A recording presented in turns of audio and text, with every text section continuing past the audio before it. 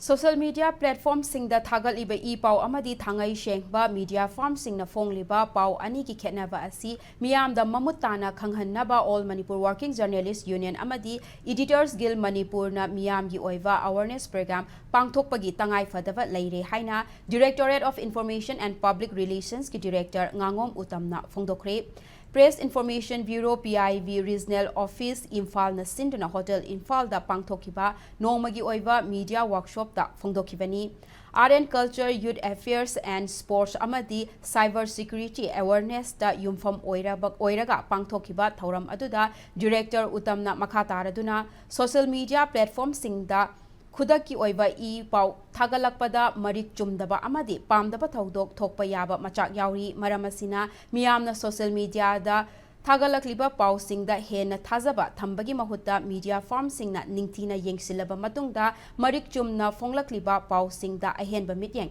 thamhanningi haiki mahakna makha taraduna leibak amagi apunbagi shaktam sagatpada Chagatnaba hotnabada sana khotnaba amadi art and culture ki chawraba thaudang lei lamsing asi mapung marei fana chawkhatlaba matamda apunbagi shaktam sagatpa ngamgani mathakta malemda lamdam asibu masak takpa ngamgani loinana malemgi oina thorakliba tongan ba cyber crime ga mari leina ba thodok wathok sing lamdam asidasu yaushilakpana masidagi